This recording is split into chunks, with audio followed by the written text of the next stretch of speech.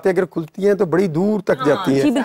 अच्छा, मैं जो आपको जो नहीं जानी चाहिए, जो आपने अभी बात की ना, मैं टैक्सेशन की बात करता हूँ। देखिए 2015-16 में सुप्रीम कोर्ट ऑफ पाकिस्तान की मुआवनत में कर रहा था, वहाँ गवर्नमेंट ने बताया, उस वक्त भी इसहाक डार साहब भी मिनिस्टर ऑफ फाइनेंस थे, 140 अरब रुपया सेक्टरों से हम इकट्ठा करते हैं। अब अभी 2023 में 270 अरब रुपया इकट्ठा किया गवर्नमेंट ने। 202 खरब 70 अरब रुपया, और जो अगले साल का टारगेट वो उससे भी ज्यादा है। तो वो कहाँ से आ रहा है? वेब से आ रहा है, जो निकोटिन पैचेस से आ रहा है, ई सिगरेट से आ रहा है। और देखें 270 अरब रुपया वो जो गवर्नमेंट के घर में गया है, तो 270 अरब से ज्यादा जो बाहर है अभी। तो कहने का मकसद ये है, स्मोकिंग के लिए हमें रिविजिट करने की जरूरत है। हमें चीजों की हम अभी तक हमने चीजों को रिविजिट नहीं किया। हमने टैक्सेशन किस लिए बढ़ाते हैं? हमने टैक्सेशन बढ़ाई इसलिए कि लोग कम कर दें। हमने तो टैक्सेशन बढ़ाते हैं अपने खजाने में पैसा आए। हमने लोगों की इसलिए देखे 620 अरब 220 अरब रुपया जो है हमने इन बीमारियों पे खर्च कर रहे हैं। सर मैंने तो बात ही सप्लाई से शुरू की। देखिए मेरी बात सुने, मैंने तो पहली बात ये की थी कि हम मुसलसल बात कर रहे हैं डिमांड की। मसला ये अभी ये जो जॉर्डन गैंग पकड़ा गया है, हमने उस पर बात ही नहीं की। जॉर्डन गैंग पकड़ा गया ना, पहले कई गैंग पकड़े गए हैं। ड्रोन से उड़ाने वाले, जॉर्डन गैंग तो देखिए ड्रोन से उड़ाने वाले कितने गैंग पकड़े गए, उसमें कौन लोग इन्वॉल्व थे? सबिहा जी मुझे बताइए, इसकी तरफ भी हम आएंगे। डिमांड की बात, जब हम खवातीन की बात करते हैं ना, सप्लाई की भी बात ऑफ कोर्स करेंगे, व्हाई नॉट। हमने सारे एस्पेक्ट्स को डिस्कस करना है यहाँ पर। मैं अब जब बात करती हूँ खवातीन की, बच्चियों की या फीमेल टीनेजर्स की, टीनेजर जो एक स्टेज होती है बहुत रिस्की होती है।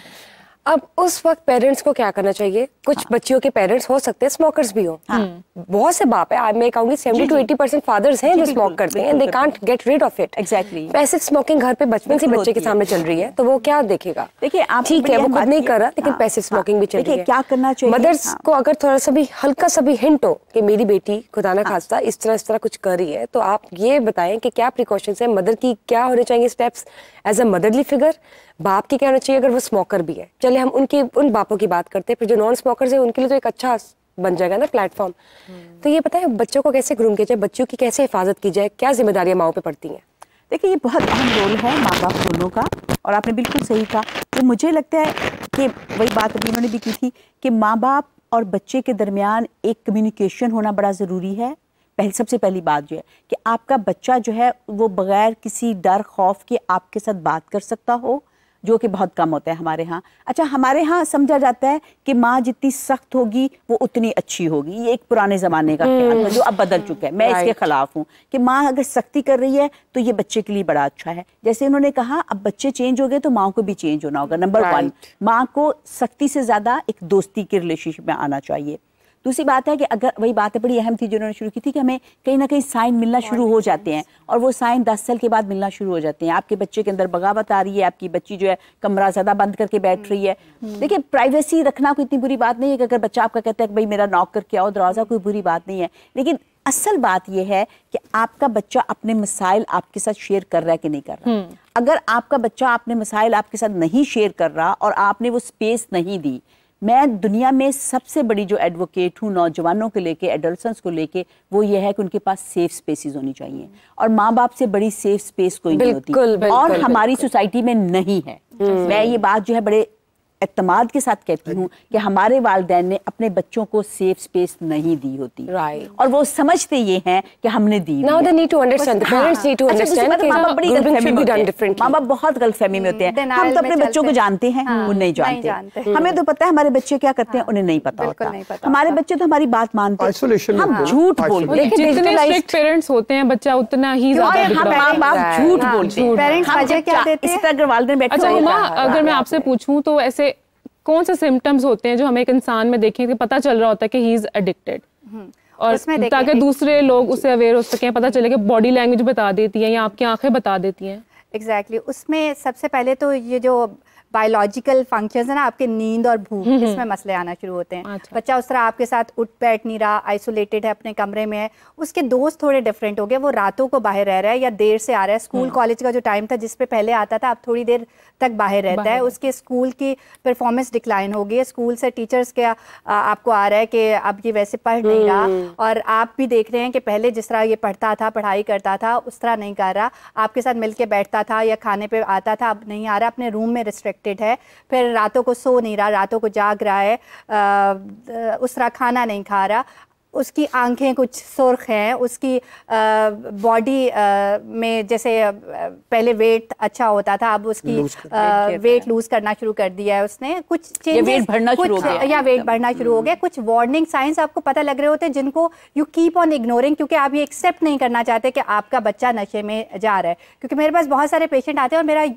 जैसे पेरेंट्स लेके आए बच्चे के बारे में कंसर्न है कि अब उसमें बिहेवियरल चेंजेस आना शुरू किया। अच्छा, आप उसको कुछ कहते हैं वो आगे से फॉरन एग्रेशन में आ जाता है, आप उससे कोई क्वेश्चन करते हुए एग्रेशन में आ जाता है। पेरेंट्स कंसर्न होते हैं, मैं जब उनसे पूछती हूँ कि आप देखें कोई नशा वगैरह तो नहीं कर रहा, नहीं वो नशा नहीं कर रहा, बच्चा नहीं कर सकता। This is one of the biggest denial. क्यों नहीं कर सकता? इट्स सो कॉमन, ये आपके घरों तक आ चुका है, तो क्यों नहीं मानना? तो उसमें अगर आप थोड़ी सी विजिलेंट हो ना, आप थोड़ा सा सर्च करें। And they also prefer darkness, वो अंधेरे में रहना पसंद करते हैं, अंधेरे में रहना पसंद करते हैं, अकेले रहना पसंद करते हैं। आपको कुछ ना कुछ क्लूज मिल जाएंगे, उनके बैग्स में कोई चीज मिल जाएगी, आपको उनके दोस्तों से। अच्छा, आप बीइंग अ पेरेंट सख्ती नहीं, आप कम्युनिकेशन। अच्छा, ये जो आप बातें कर रही हैं डार्कनेस और ये हैज जैसे कहते हैं ना collaboration with depression as well. अब ये डिप्रेशन माँ बाप को देखना चाहिए कि अगर वो ड्रग्स को नहीं पहचान सकते, देखिए हर माँ बाप इतने पढ़े लिखे नहीं होते, बहुत मासूम भी होते हैं। अब वो ये देखे कि रूट कोज क्या है, बच्चे की जिंदगी में जो एक्टिविटीज वो अचीव नहीं कर पा रहा, वो स्ट्रेस है, वो स्ट्रेस बन के जहर बन रहा है, जहर ड्रग्स की तरफ जा रहा है। तो माँ बाप इस तरह भी आइडेंटिफाई कर सकते हैं कि अगर कोई इसकी जिंदगी में कोई चीज नहीं हो रही जो वो उसको पिक एंड चूज कर सकता है, फेल हो गया या कम मार्क्स आ गए या एक मार्क्स से भी बच्चा कम हो गया, ऐसे भी हो सकता है। तो I think parents how they can actually identify is the stress. की रोल होता है पेरेंटिंग का। अच्छा, हमारे पेरेंट्स क्या कहते हैं कि क्योंकि हम तो अपने माँ बाप के आगे चूं भी नहीं करते थे, हमारे तो पेरेंट इतने सख्त है, जैसे वाले साहब घर में आ जाते थे, जो जहां बैठा था वहीं बैठा रहता था, हम तो सवाल भी नहीं कर सकते। अच्छा, ये जो आजकल के बच्चे अब वैल्यूज चेंज हो गई हैं। मेरे वाले साहब बड़े सख्त थे, मैंने अपनी वालिदा से भी मार खाई है बहुत, और फादर से भी बड़ी, और वाकई ट्रू, इसमें कोई शक नहीं। मेरी वालिदा सारा दिन हमें ये स्ट्रेस में डराती थी कि अगर आपने शरारत की, आपका जब फादर आएगा ना, मैं आपको, वो होता वही था बिल्कुल। मगरिब के बाद जब आ जाए ना, तो जनाब फिर वो क्या कहते हैं, एक ऐसा वो आ जाना जिस्म के अंदर के नहीं डर खौफ के जनाब वाले साहब आ गए हैं। अब देखिए आजकल के बच्चों पे ये पेरेंटिंग की नहीं जाती। देखिए हुमा और जुल्फिकार साहब, मैं छोटी सी बात बताना चाहूंगी। अच्छा, मैंने एक डिफरेंट वालिदैन देखे थे।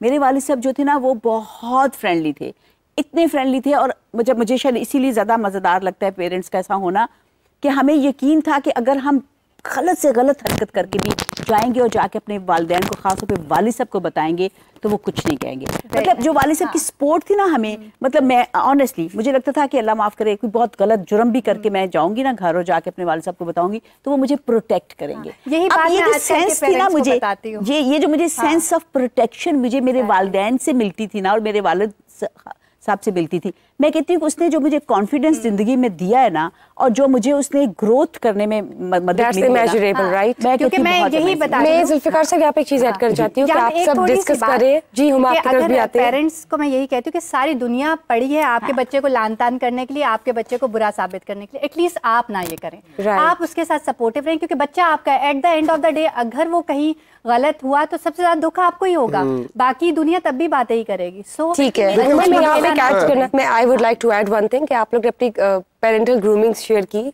जो कि मेरे ख्याल से 20-30 साल पुरानी है। अब आप देखिए डिजिटलाइज्ड एरा हो गया, right? It's just just to tell the audience, क्योंकि हमारी कोशिश है कि हम उन तमाम यूथ अल्फा जनरेशन को कुछ ना कुछ सिखाए, उनके माँ बाप को सिखाए। जब मैं बात करती हूँ ग्रूमिंग की, तो मैं ये चाहती हूँ कि अब जो डिजिटलाइज्ड एरा हो गया ना, उसमें गैप आ गया। माँ बाप को उस तरह से एप्स नहीं पता क्या है, उन एप्स के अंदर क्या चल रहा है ये भी नहीं पता। अगर आपके पेरेंट्स उस तरह ग्रूम करेंगे, स्ट्रिक्टनेस दिखाएंगे या फ्रेंडली होंगे, तो there is a certain way to groom differently. पिछली जो ग्रूमिंग थी वो हम पे चल गई, अब चीजें चेंज हो गई। अब तो मेरे ख्याल से फ्लाइंग कार्स आने वाली हैं, तो उसके हिसाब से parenting skills have to be changed. जो पेरेंट्स का रोल है ना, जो पेरेंटिंग स्किल हम ट्रेनिंग देते हैं, उसमें जो मैं पेरेंट्स को अक्सर एक बात कहता हूँ कि आप अपने बच्चों की फ्रेंडली माहौल में जो बात तो कर रहे हैं, लेकिन आप ये देखें, आप अपने बच्चों को ये बताएं कि ज्यादा से ज्यादा 3 दोस्त, कम से कम 2 दोस्त बनाएं। आपकी इंफॉर्मेशन उन फैमिली के पास हो और उस फैमिली की इंफॉर्मेशन आपके पास हो। फिर जो मैडम ने जो बात की ना, उसमें बिहेवियर चेंजिंग, यानी बच्चा रोज़ाना सुबह टाइम पे उठता था, स्कूल जाता था, कॉलेज जाता था, यूनिवर्सिटी जाता है, काम पे जाता है, अब उसमें तब्दीली आ गई है।